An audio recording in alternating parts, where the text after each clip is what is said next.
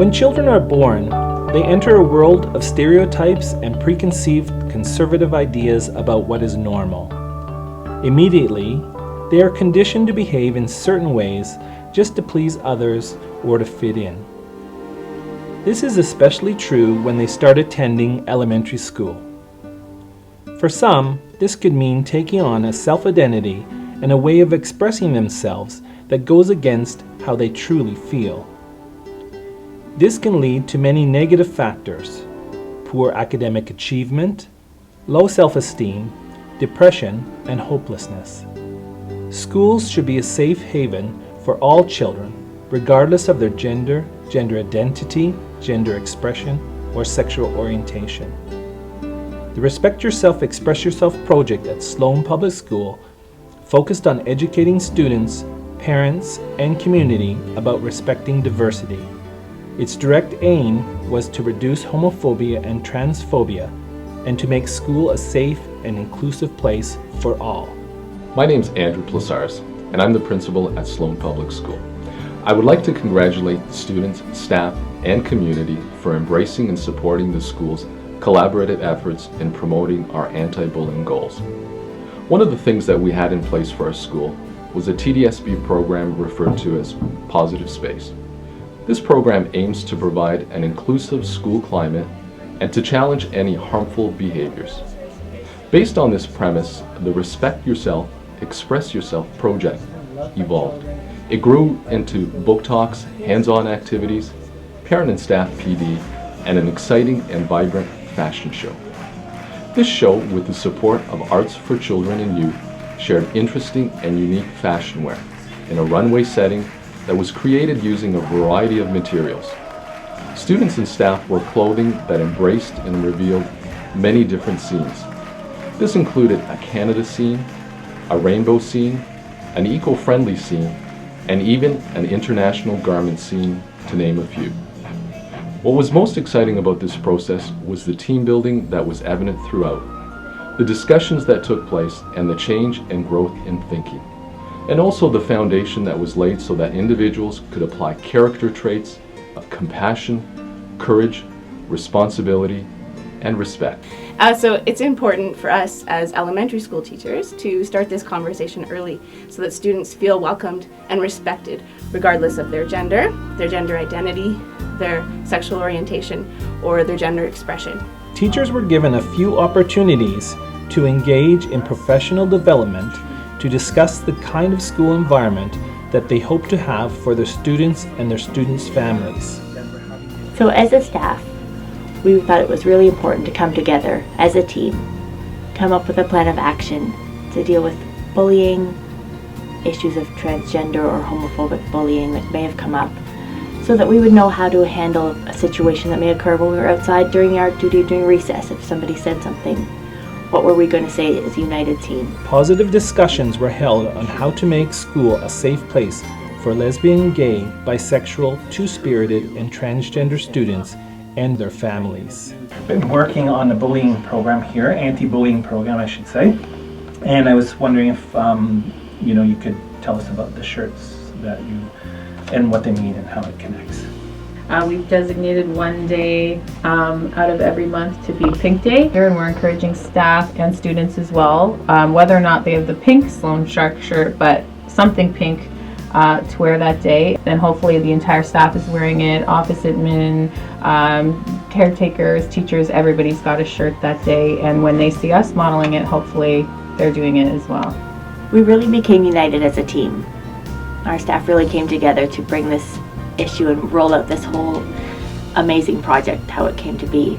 It started with the staff and working together and figuring out how we were going to bring all of this to life. This was done as a school-wide initiative, and that it involved the children and the administration and the teachers, and that it was something that was done on a daily basis, and it became ingrained in our culture that this mattered, that this gender equity mattered, and that being who you are mattered, and being proud of who you are mattered, and accepting everyone for who they are really mattered. and it's groundbreaking, it's innovative, and we're really proud to be a part of it because it's not easy to be a pioneer, and I feel that we are here at Sloane. So we are a little school with a lot of heart and a lot of great kids, and we're just really proud of everyone. Students were able to learn about gender, gender expression, gender identity, and sexual orientation through activities related to stereotyping and through the reading of 3 stories,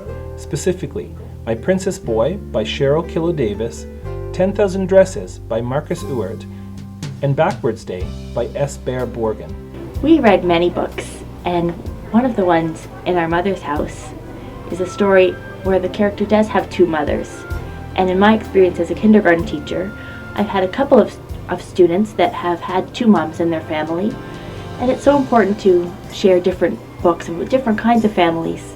2 moms, 2 dads, grandparents in the house, just so children see themselves in the books you're reading. It was neat because afterwards there were quite a few follow-up activities that we did together.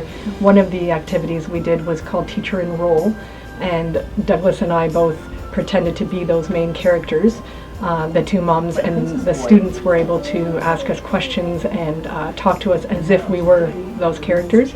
And it really was neat afterwards to see how they were reacting to the discrimination that was happening in the book. And afterwards I realized how important it really was for elementary students, because it seemed to not have come to the elementary level yet at this point. It opened the door to so many valuable discussions in our classroom.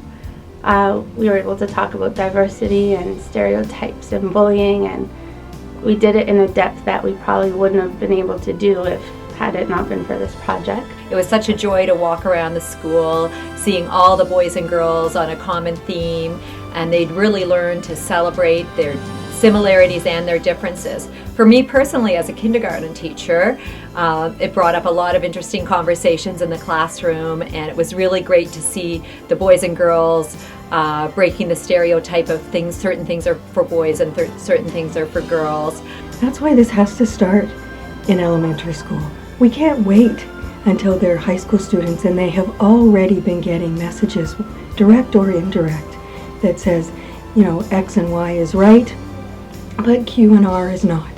You know, they have to start getting those messages right from the beginning, that we accept everyone for who they are, and we love everyone for who they are, and we respect everyone, and that we should all as well, that self-respect. I think that was the big piece of that through that project, was the self-respect, and what the kids found themselves doing was not only respecting each other, but respecting and expressing themselves quite literally.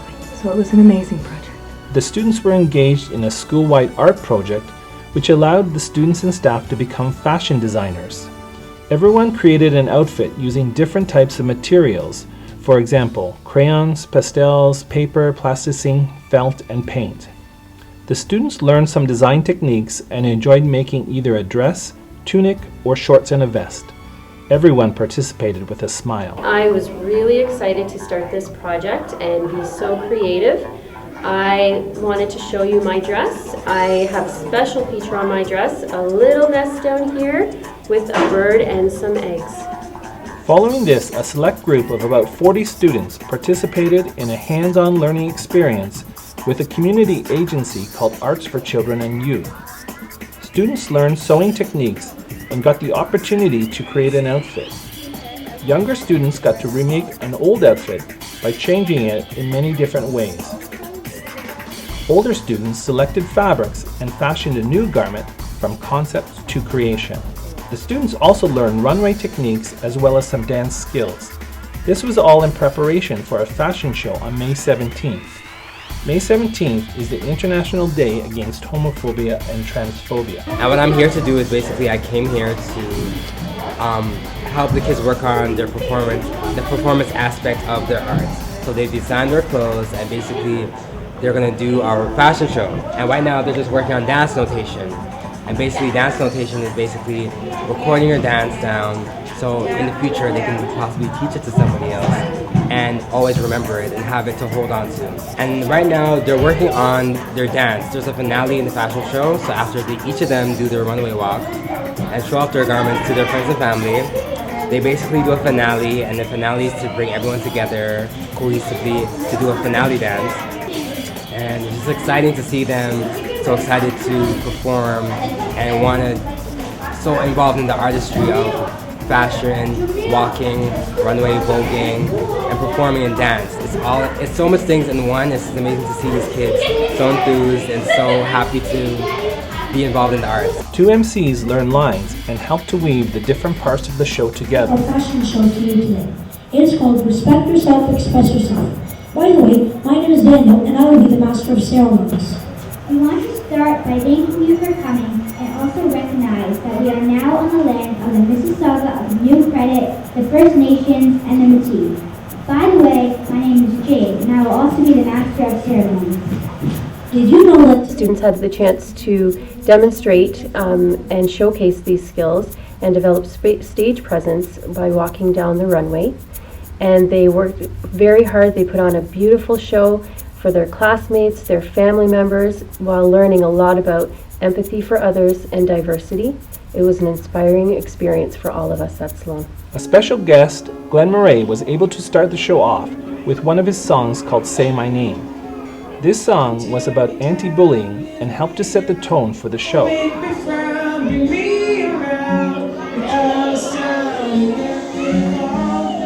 weren't there when I called, so tell me true and realize the words you use, they never die. You look at me, what do you see? 'Cause I can't see me anymore. Don't be shy. I wanted to send the message out through music to help young people to recognize that their identity is important and exclusive and should be unique and cherished and not put down and used as a weapon, which happened to me. So in coming here, I had it in my mind to share this song, but I just feel really lifted up and inspired by what happened, and just to see the joy in these kids' eyes when they're showing off their creations that they made, and they're so unique and beautiful. And the whole feeling of this is just so welcoming and accepting, and I think that it's a fantastic model for the future, and I'm really inspired.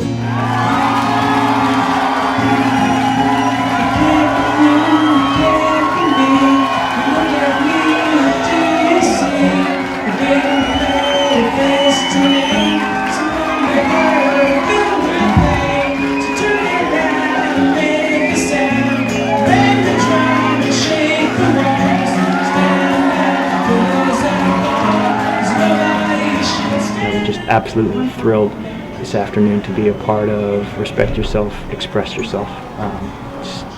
Just so inspiring and uplifting to be a part of schools which try to create more respectful, more caring, and more inclusive environments. And I absolutely salute the work that is done by the staff and the students of this excellent school, led by their principal, Mr.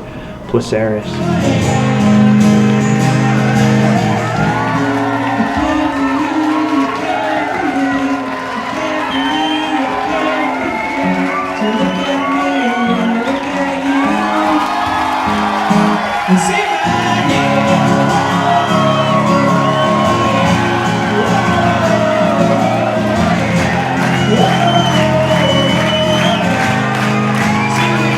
I'm so very proud of the work that the students and the staff and the community of Sloane School have done.